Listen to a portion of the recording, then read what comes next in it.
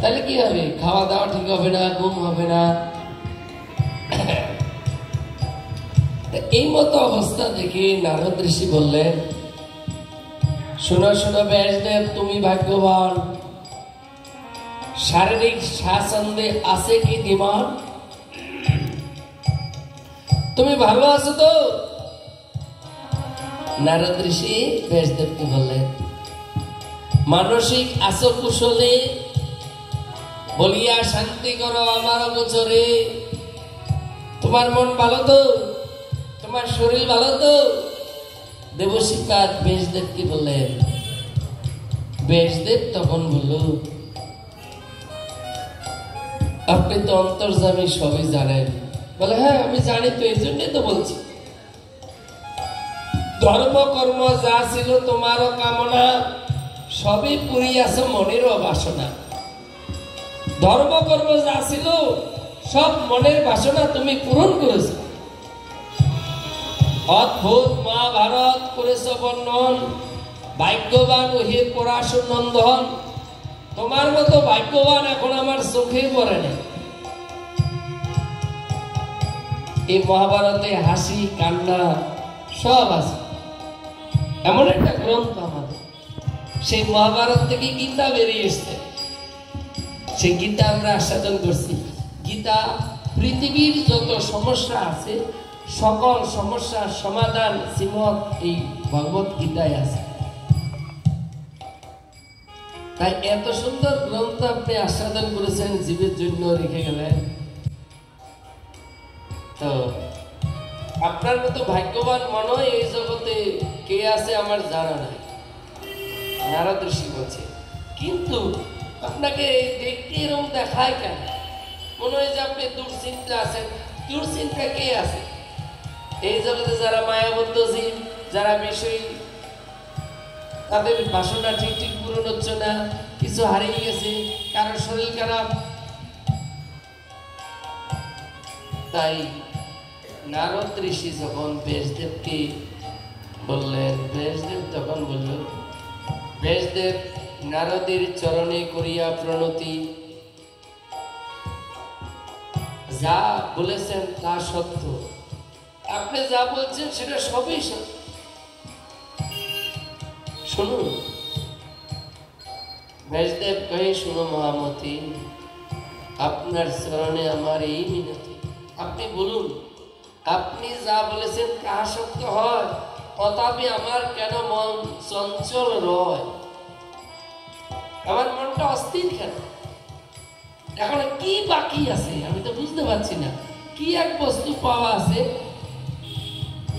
আমার ভিতরে, সেটা নাই। এখনো সেই চাওয়া পাওয়ার জন্য আজকে মনটা খারাপ। তাই আপনি দয়া করে বলুন যে কি পেলে আমার এই মন স্থির হবে, মন শান্ত হবে, এই বাসনাই আমার মনে। তখন বলল, শুনো। নারদ ঋষি বলছে, নারদ কয়ে, শুনো মহামতি, গত জন্মে দাসীর গর্ভে জন্মিয়েছিলাম আমি। এই জন্মে নয়, গত জন্মে আমি দাসীর গর্ভে জন্মগ্রহণ করেছি। আর চাতুর্মাস্য ব্রতে মুনি ঋষি সব একত্রিত হয়েছিল। কোথায়? নৈমিষারণ্যে। সেই স্থানে আমার মা ওই সাধুদেরকে দেখে মায়ের ইচ্ছা হলো, সারা জনম তো কাজ করে গেলাম লোকের বাড়িতে, সারা জনম খাবার চিন্তা, দেহের চিন্তা, এই চিন্তা সেই চিন্তা করিয়ে গেলাম। এখন যদি একটু সাধু সেবা করতে পারি। ভগবান শ্রীকৃষ্ণ উদ্ধবকে বলেছিল, উদ্ধব, মত ভক্ত পূজা বেদিকা সর্বভূতেষু মন্নতি। আমার মধ্যে আমার ভক্ত সেবা বড়। আমাদের চৈতন্যদেব তিনিও বলেছেন যে আমার হইতে আমার ভক্ত সেবা বড়। প্রভু কহে বেদে ভাগবতে কহিয়াছে দৃঢ়। আমার মতে আমার ভক্ত সেবা বড়। তাই আজকে নারদ ঋষি বললেন, শুনো, আমার মা দেখছেন সকল সাধু একত্রিত হয়েছেন, তারা চাতুর্মাস্য ব্রত করছেন আর নিষ্ঠার সহিত নিয়মে হরির নাম করছেন, ভজন সাধন করছেন। তখন কি করলো আমার মা ব্রত করলেন, এই যতদিন সাধুরা এখানে থাকে ততদিন আমিও সাধুদের সেবা করি। আমার মা এই সাধু সেবা দেখে, মায়ের সাধু সেবা দেখে আমিও মনে স্থির করলাম আমিও করব। বাল্য ক্রীড়া সব পরিত্যাগ করে আমিও সেবা করছি ওই বৈষ্ণবগণের। আমি কি করছি, সব চিন্তা খেলাধুলা বাদ দিয়ে আমিও সাধুদের সেবা করছি। ওই সাধুদের খরমটা একটু ধুয়ে দিচ্ছি, সাধুদের জলের গ্লাসটা একটু নিয়ে যাচ্ছি, সাধুদের কাপড়গুলো একটু এনে দিচ্ছি, সাধুদের কাছে থাকি। আর ওরা ভালোবেসে যেটা বলে, ছোটখাটো কাজগুলো বলে আমি করে দিই। তাই বললেন বাল্য ক্রীড়া সব পরিত্যাগ করে সদা সেবা করেছি আমি বৈষ্ণব বলে।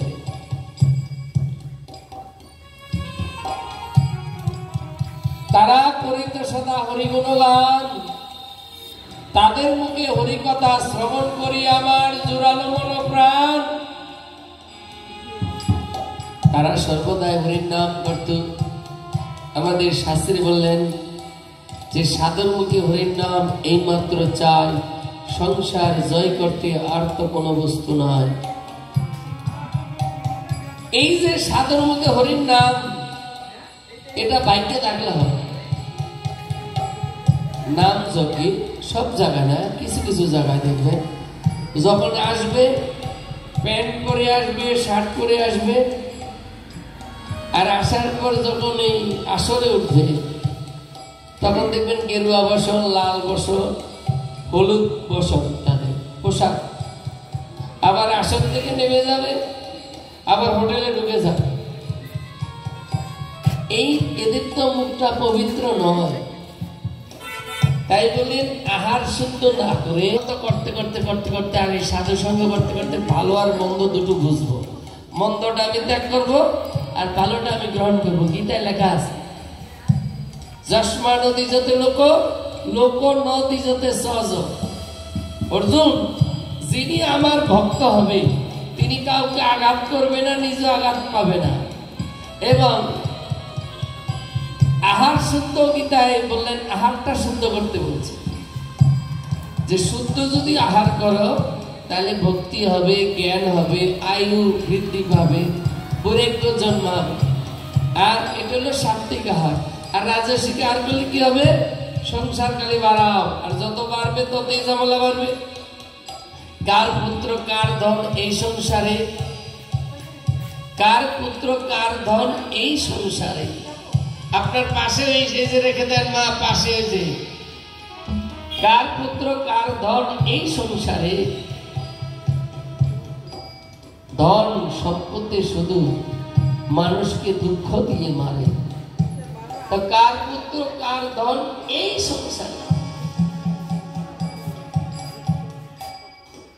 কারণ সংসার অনেক তো দেখো ভাবিয়া, 2 দিনের তরে আসার যাওয়া। যেমন নাট্য মঞ্চে নাটক করে পিতা মাতা পুত্র বলে, মঞ্চের থেকে নেমে গেলে কেউ তো কারণ। এই নাটকের মঞ্চে মা বাবা হয়, আর মঞ্চের থেকে নেমে গেলে কেউ কারণ। তাই আমরা যদি কোনো স্থানে এই হরির নাম করতে যাব, সেখানে পবিত্র হয়ে যদি করি, দেখবেন নৃসিংহ চতুর্দশীর দিন মায়েরা ব্রত করেন, শিবের ব্রত করেন। কি সেদিন উল্টো পাল্টো কিছু খায় না। এমনকি কেউ নির্জলা থেকে এই সন্ধ্যার সময় গিয়ে, কখন বিকালবেলায় গিয়ে মনে শিবের মাথা পুজো বা জল কিছু একটা দেয়, তাই তো? তেমনি আহার শুদ্ধ করে আমাদের এই ভজন সাধন করতে হবে। তাই আজকে সাধুরা করে হরিগুণ গান, তাদের মুখে হরির নাম শ্রবণ করিয়া জুড়ালো মন প্রাণ। তাদের মুখে হরিকথা শ্রবণ করে এখন নারদ তিনি আজকে বিভোর হয়ে গেলেন সাধু সেবা। আমরা দেখতে পাই এই কুন্তী দেবী এই সাধু সেবা করে এই পঞ্চপাণ্ডবকে লাভ করেছিলেন। দ্রৌপদী তিনি সাধু সেবা করেছিলেন। সাধু বলেছে বর চাও, বলে বর দিতে হলে এই বর দাও, আমি যেন আজীবন এই সাধু সেবা করতে পারি। তখন বলছে এ যতক্ষণ পর্যন্ত তুমি না গ্রহণ করবে ততক্ষণ পর্যন্ত তোমার হাড়ির অন্ন বাড়তে থাকবে, এক হাতা নিলে আবার পরিপূর্ণ হয়ে যাবে, খালি হবে না।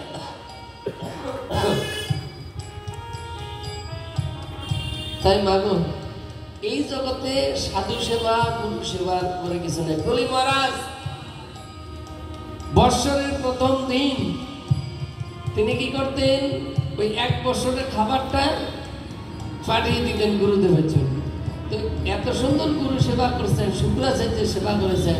তাই ভগবান মুনি ঋষি যোগী যা ধ্যান করে পায় না, সেই ভগবান বলি মহারাজের রাজপ্রাসাদে এসেছেন। কেন? গুরু সেবায়। বলি মহারাজ বলেছেন, যখন ঘোষণা হয়েছিল আমাদের আগামীকাল কি পরশুদিন হবে, ঘোষণা হয়েছিল কি যে আমি দানগত যজ্ঞ করব। সেই দিন গুরুদেব ছিল, গুরুদেব আনন্দে বলছে হ্যাঁ দাও দাও দাও দাও। আর যখন ভগবান এসছে তখন বললে এ বলি আমি তোর গুরুদেব, সাবধান, আমি যেটা বলবো সেটা পালন করি, অবশ্যই গুরুদেব। বলুন কি করবো? বলে শুন, এই বেটাকে দান দিবি না, এই যে আসছে বামন, এ চলিয়া এ সল করে সব হরণ করে নিবে। শুক্রাচার্য চিন্তা করলো সব যদি হরণ করে নেয়, ওই যে বৎসরে প্রথম আমার খাবারটা পাঠিয়ে দেয়, এক বৎসরের খাবার পয়লা বৈশাখের দিন, খাবারটা তো বন্ধ হয়ে যাবে। তখন বললো গুরুদেব আপনি বলছেন যে দান দিতে না, কিন্তু আমি এই মুখে বলছি আমার এখানে আজকে দান ব্রতে যজ্ঞে যে আসবে আমি উদার চিত্তে দান করব। এখন দান কি হবে? বলে শুন, সবাইকে দিয়েছিস, আমি তো বারণ করি নাই। ইনি যে এসছে ইনি সাক্ষাৎ ভগবান ছিলেন, ইনি সব ছাত্রী করে তো সর্বস্মরণ করে নিয়ে যাবে। বলে গুরুদেব আপনার চরণে আমার এই নিবেদন, আপনি আমাকে কৃপা করুন, আমি যেন সকাতরে যে সামনে আসবে তাকে দান করতে পারি। বলে সবাইকে করবে না, একে করবে, সবাইকে করবে না এটা নয়, সবাইকে করবে, কিন্তু ইনাকে দান করবে না। কেন? ইনি সল ছাত্রী করে সর্বস্মরণ করে নিবে। বলে যা নিবে নিবে, যা করবে করবে। আর ইনি বললেন ভগবান আপনার মুখ দিয়ে বেরোলো, আপনার সেবা করেছি বলে আজকে ভগবানকে আমি লাভ করেছি, তাই আমার প্রাণ দেখে থাকতে আমি দান করবই। বলে তুমি রসাতলে চলে যাবে। বলে আমি যেই তলে যাই, যেই স্থানে যাই, আমি কিন্তু দান করবো। কেন? আমি মুখে আমি বলেছি। তাই গুরু সেবা করেছেন বলে আজকে ভগবান তার রাজপ্রাসাদে চলে এসেছেন, ভগবানের কাছে যায়নি, ভগবান আসছেন। তাই আজকে নারদ ঋষি তিনি কি করলেন, ওই সাধু সেবা করে, ওই সাধুদের উচ্ছিষ্ট গ্রহণ করে তার চিত্ত শুদ্ধ হয়ে গেল। তারা করিত শতা হরিগুণ গান, তাদের মুখে হরিকথা শ্রবণ করিয়া জুড়ালো মন প্রাণ। এবার তাদের মুখে হরির নাম শ্রবণ করে আমার প্রাণ শীতল হয়ে গেল। প্রাণটা শীতল হইল কি করে? মা ওই যে সাধুর মুখে হরিকথা শ্রবণ করছেন, তাদের উচ্ছিষ্ট করিল গ্রহণ, বিশুদ্ধ কৃষ্ণ ভক্তি জন্মিল তখন। এবার তাদের মুখে হরিকথা শ্রবণ করে তাদের উচ্ছিষ্ট গ্রহণ করে চিত্ত শুদ্ধ হয়ে গেল।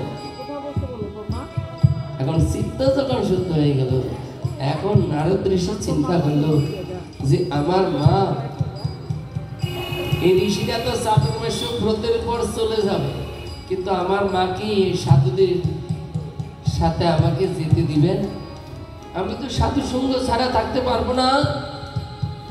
মা বুঝে ওই চাতুর্মাস্য ব্রতে শেষ হওয়ার আগে তাকে নিয়ে গেলেন, নিয়ে তাকে আটকে রাখলেন। সাধুরা সবাই ব্রত শেষ হলো, যে যার মতো চলে গেল। নারদ ঋষি করিল নিবেদন, হে নারায়ণ, গৃহের মধ্যে থাকতে চায় না আমারও মন। ঠাকুর আমি আর থাকতে পারছি না এই মায়ের কাছে, আমার ইচ্ছা আমি সাধু সঙ্গ করবো, আমি সাধু সেবা করবো। বহুত জন্মের ভাগ্যে সাধু সেবা হয়, তাই তোমার চরণে নিবেদন করি আমি এই সময়, এই জন্মে নয় জন্ম জন্মান্তর যেন সাধুদের সেবা করতে পারি, এই কৃপা করো হে শ্রী হরি। এই জন্মে নয় জন্ম জন্মান্তর আমি যেন সাধু সেবা করতে পারি, আমি আর কিছু চাই না। এখন নারায়ণের কাছে প্রার্থনা করে যাচ্ছে যে আমি তীর্থে তীর্থে বনে জঙ্গলে গিয়ে শুধু সাধু সেবা করব। তো ভগবান তখন কৃপা করলেন, ওই দেখছে নারদ ঋষি দেখছে কি একটা সাপ আসলো, এই সাপটা এসে নারদ ঋষির মাকে দংশন করলো, মা ছটফট করে উপরে চলে গেল। চিন্তা করলো এখন যদি পাড়ার লোককে ডাকি, পাড়ার লোক আমাকে শিকলে আবদ্ধ করে রাখবে, আর আমি মায়ের বন্ধন আমি ছাড়তে পারবো না, আমি সংসার পাকে পড়ে যাব। ওই মাকে প্রণাম করে চলছে। এবার ঘুরতে ঘুরতে ঘুরতে ঘুরতে এক পর্বতের উপরে গেল, সেখানে দাবাগ্নি উঠলো, প্রলয় এলো, নারদ ঋষি দেহত্যাগ করে ভগবানের পারিষদ হয়ে জন্মগ্রহণ করল। তাই ব্যাসদেবকে বলছে, ব্যাসদেব এই তুমি যে মহাভারত আস্বাদন করেছ ভালো, কিন্তু তুমি ভক্ত শুদ্ধ ভক্তের জীবনী আস্বাদন তোমার হয় নাই, তোমার ভাগবত আস্বাদন হয় নাই। আমি তোমাকে এই 4 অক্ষর মন্ত্র দিয়েছি, এই 4 অক্ষর মন্ত্র তুমি হৃদয়ঙ্গম করবে, জপ করবে, জপ করতে করতে করতে করতে তোমার মধ্যে ভাগবত উৎপত্তি হবে। আর যখন এই ভাগবত উৎপত্তি হবে তখন তুমি আনন্দে ভাসবে। এই নারদ কৃপা করে এই ব্যাসদেবকে 4 অক্ষর মন্ত্র দিল, সেই মন্ত্র জপ করছেন।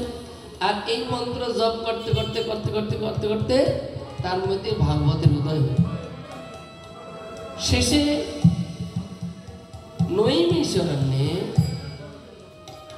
গণেশকে আহ্বান করলেন, গণেশকে ডাকলেন, গণেশ আসলেন।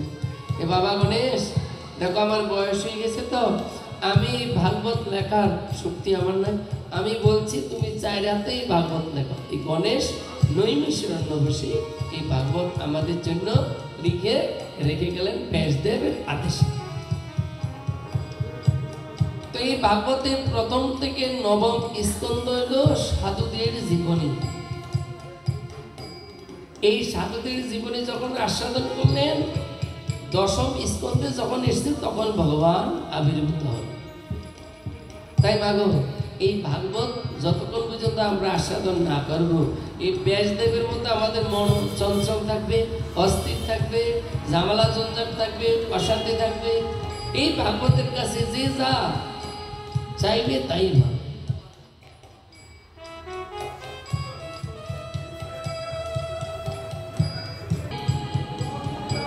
আমাদেরকে যা আস্বাদন করালেন যে এই ভাগবত আস্বাদন করলে জীবের সর্বমঙ্গল হবে। আপনার কাছে আমরা জানতে চাই, তাই এই ভাগবত কলিযুগে কি করে প্রচার, কি করে প্রচার হবে? আমরা তো চলে যাব, প্রচারটা হবে এবং কে প্রচার করে? তখন বলো দেখো এটা তার লীলা, তার ইচ্ছা, কিভাবে কাকে কখন কিভাবে কি করাবে, কর্মফলে আমরা করছি। যেমনি বিশ্বদেব ইচ্ছায় মৃত্যু ছিল, আমাদের হরিদাস ঠাকুরও ভগবানের চরণে প্রার্থনা করেছেন, ইচ্ছায় চলে গেল। কিন্তু আমাদের ইচ্ছা করলে হবে না, আমরা ইচ্ছা করতে পারি, উনি পূরণ করবেন। ভীষ্মদেব কুরুক্ষেত্রের যুদ্ধ শেষের দিকে তিনি যখন শরশয্যায় ছিলেন, ভগবান শ্রীকৃষ্ণ আর অর্জুন গিয়েছিলেন ভীষ্মদেবের কাছে। তো যাবার পর এখন ভীষ্মদেব কৃষ্ণকে দর্শন করে তার চোখের জল এলো। কৃষ্ণ তখন অর্জুনকে বলছে, অর্জুন দেখো ভীষ্মদেব আজীবন ব্রহ্মচর্য পালন করছেন, তিনি ভগবানের ভক্ত, বিষ্ণুর ভক্ত, তিনিও মায়ের মধ্যে আছে, ওই যে চোখে দেখো জল। তখন বলছে, বিষ্ণুদেব বলছে, প্রভু আমি মায়ার মধ্যে নই, আমি মায়ার জন্য কাঁদি না। বলে কাঁদো কেন? বলে আমি কাঁদি এই জন্যই যে যাদের সহায় ভগবান মুনি ঋষি যোগী ধ্যান করে ভগবানকে লাভ করতে পারে না, আজকে তাদের সহায় হলো সেই ভগবান। আর সেই ভগবান সহায় থাকা সত্ত্বেও তাদের কেন তো বিপদ? পঞ্চপাণ্ডবের পদে পদে বিপদ, আর দুর্যোধন সর্বদিকে জয় হয়ে গেল। তখন বলছে তোমার এই চেতনাটা এখন জেগেছে, আগে জাগে নাই কেন? বলছে আগে জাগে নাই কেন? আমি দুর্যোধনের অন্ন খেয়ে ছিলাম। বিষয়ের অন্ন খালি মলিন হয় মন, মন মলিন হইলে হয় না কৃষ্ণের স্মরণ। তো দুর্যোধন তার ভাবনা হলো কি, আমি বড়, আমি রাজত্ব করব, আমার সামনে যেন আর আমার মতো কেউ না আসে, আমি যেটা বলবো সেটাই ঠিক হবে, এরকম মানসিকতা ছিল। আর পঞ্চপাণ্ডবের মন ছিল, হে গোবিন্দ দিবানিশি যেন তোমার চরণ করিয়ে স্মরণ। এই পাঁচ ভাইয়ের আমাদের এই মনের আকিঞ্চন। তো আজকে বিষ্ণুদেব বললেন, হে প্রভু আমি এই চিন্তাই করছি তাদের কোনো পদে পদে বিপদ। বল এই চেতনারা জাগলো এখন কেন? বল ওই যে অন্ন খেয়েছি, ওই অন্নের থেকে আমার রক্তটা তৈরি, তাই এখন আমি যখন সরসজ্জায় আছি আর রক্তগুলো সব চলে গেল, আর তোমাকে অর্জুনকে দেখে সেই চেতনা জেগে গেল। এজন্য সাধুরা আমাদের হাতে অন্নটা গ্রহণ করেন না। তাই আজকে ভীষ্মদেবকে ভগবান শ্রীকৃষ্ণ বলেন, তোমার আর কিছু বাসনা আছে? বলে হ্যাঁ আছে। কি? বলে আমার বাসনা হলো, আমার বাসনা, আমার মনের বাসনা যে আমি ওই গোপীরা যে বংশীর ধ্বনি শ্রবণ করে ঘরকে বন করেছে, বনকে ঘর করেছে, এই একবার দর্শন করতে চাই। এখন তোমার আছে রাজবেশ, এই আমি দর্শন করে তৃপ্তি পাচ্ছে না, আনন্দ হচ্ছে না। তুমি যে গোচারণে লীলা করেছো ওই রূপটা দর্শন করতে চাই। আর তুমি যে বংশীর ধ্বনি করছো সেই ধ্বনি একবার শ্রবণ করব। গোপীরা যা শ্রবণ করে তারা ঘর বাড়ি সব ত্যাগ করে শুধু তোমার চরণে সবকিছু সমর্পণ করেছে।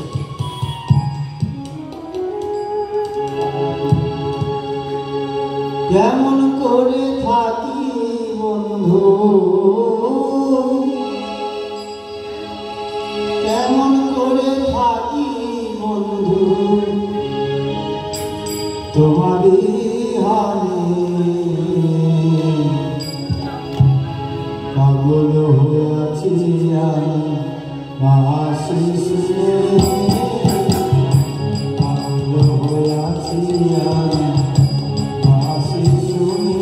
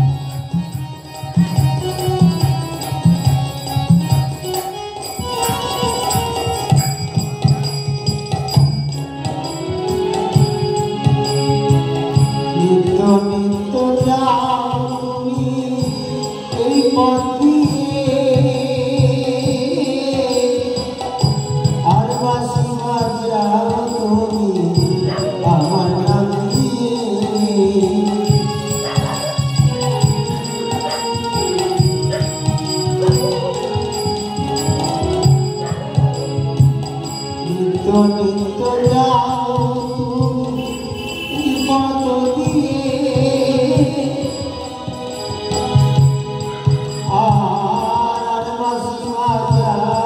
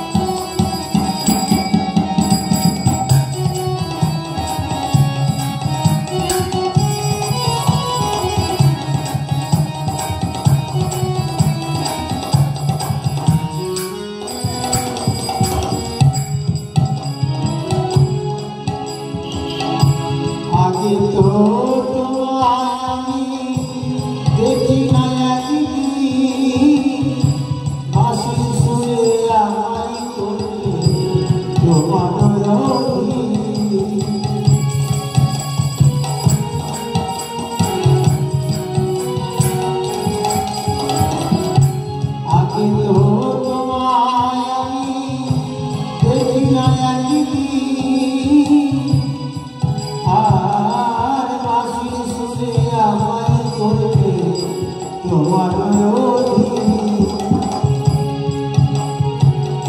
আমি তোমার আপন হব গোপন বাঁধনি বলছে আগে তো দেখি না আমি তোমায় একদিন বাঁশি শুনে আমি গিয়েছি তোমার অধীন।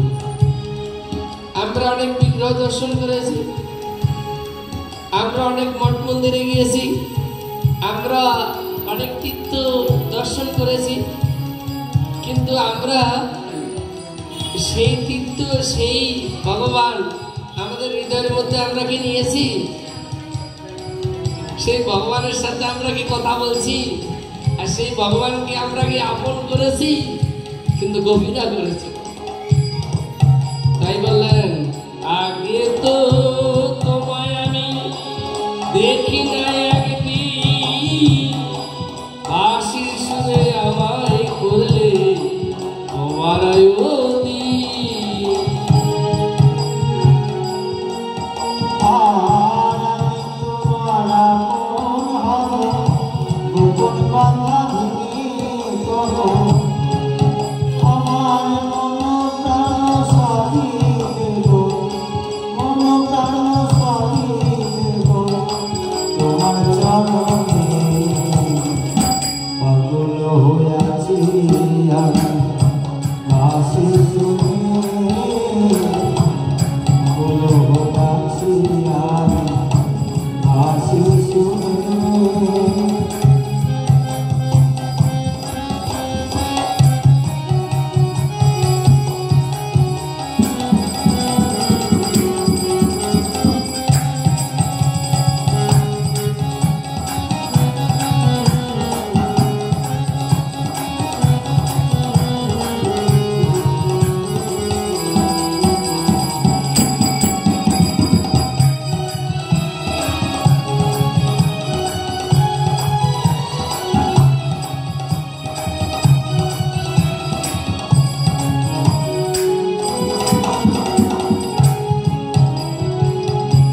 কত লোকের ভালোবাসা পেয়েছি আমি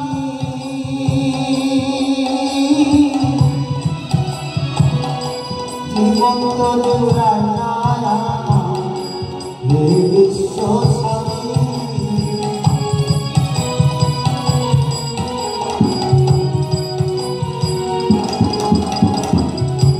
কত লোকের ভালোবাসা পেয়েছি আমি জীবন তো জোড়ায় না আমার হে বিশ্ব স্বামী আর তুমি হলে অন্তর্যামী কি আর বলবো আমি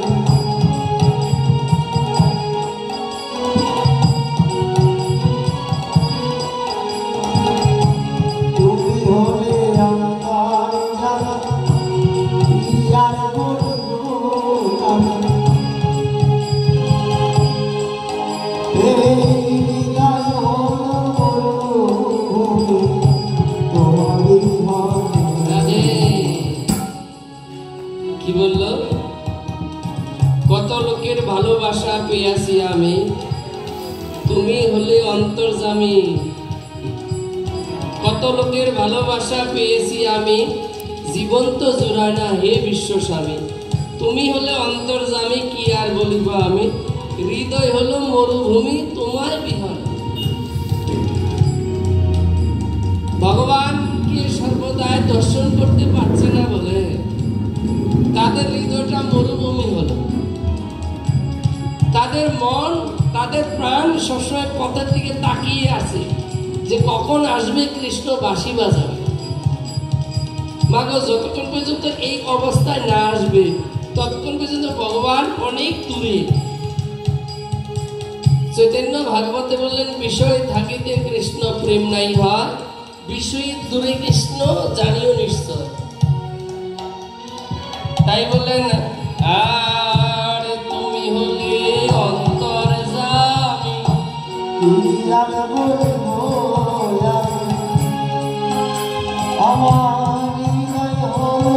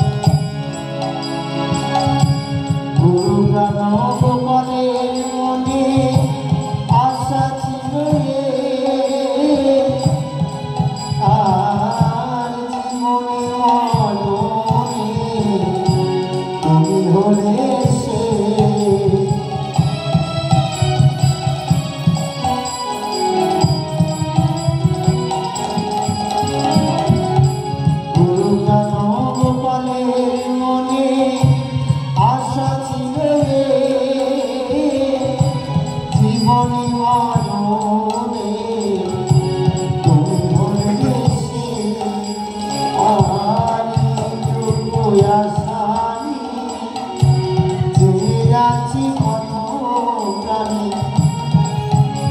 থাকি জন্ম জন্মান্তরে আশিস বনে পাগল হইয়াছি আশিস কেমন করে থাকি মনে কেমন করে থাকি মনে তোমার বিহানে পাগল হইয়াছি আশিস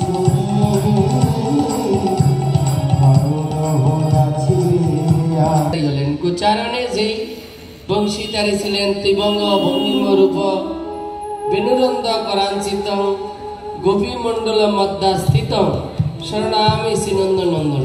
এই জপের মালা জপ করতে গেলে এই মন্ত্র বলে জপ করা শুরু করতে হয়। কোন কোন সাধুরা বলেন এই পঞ্চতত্ত্বে স্মরণ করে জপের মালা শুরু করতে হয়। মন্ত্র হয়, মন্ত্র সংস্কৃত হয়, বাংলা হয়। যে কোনো মন্ত্র দেখবে মা সংস্কৃত, বাংলা না। ত্রিভঙ্গ ভঙ্গিম রূপ বেনুরন্দং করাঞ্চিত গোপী মণ্ডল মধ্যাস্থিত শরণামি শ্রীনন্দনন্দন। গোপীদের মাঝখানে যিনি বংশীধারী বেকা হয়ে দাঁড়িয়ে আছেন ত্রিভঙ্গ ভঙ্গিম, সেই কৃষ্ণের চরণে আমি শরণাগত হয়েছি। তাই আজকে বিষ্ণুদেবের আশা পূরণ করবার জন্য ভগবান শ্রীকৃষ্ণ ওই গোচারণে যে বংশীধ্বনি করেছিলেন, তিনি সেই গোচারণের গোপ বেশ ধারণ করে তিনি সেই ধ্বনি করতে শুরু করলেন। আর বিষ্ণুদেব সেই বংশীধ্বনি শ্রবণ করে তিনি আজ ভগবানের কাছে প্রার্থনা করেছিল, হে প্রভু বিষ্ণুদেব কহি করে নিবেদন, জন্ম জন্মান্তর পাই যেন এইরূপ তোমার দর্শন, অন্য আশা আমার কিন্তু নাই মনে, প্রার্থনা করি আমি তোমার চরণে। আমার অন্য কোনো আশা নাই, আমার আশা একটাই, আমি শুধু তোমার এই রূপ যেন দর্শন করতে পারি। তাই মাগো মুনি ঋষি যোগী সবাই ওই চরণের আশা করছেন। তাই আজকে বিষ্ণুদেব আমাদেরকে শিক্ষা দিলে যদি চাইতে হয় তাহলে এই চাও যে ভগবানকে একবার যেন আমরা দর্শন করতে পারি। তিনি হলো দয়ালু, তিনি দয়ার সাগর। হে কৃষ্ণ করুণা সিন্ধু, তুমি দীনবন্ধু জগৎপথে, গোপেশ গোপিকা কান্ত রাধা কান্ত নমস্তুতে। তিনি দয়ালু, তিনি কৃপা সিন্ধু, তিনি জগতের বন্ধু। তার কাছে যদি আমরা প্রার্থনা করি, কেহ বলে কৃষ্ণ তোমার যদি হইয়া একবার মায়া বন্ধন থেকে কৃষ্ণ তারে করেন অপার। কেহ যদি বলে হে কৃষ্ণ আমি তোমার, যদি একবার এই বলে প্রাণ করে ডাকে, নামে নামি নামে, নামে কি হয় মা? নামি নামে। আমরা যদি ঠিক ঠিক নাম করতে পারি, নামই আমাদের নিকটে চলে আসবে।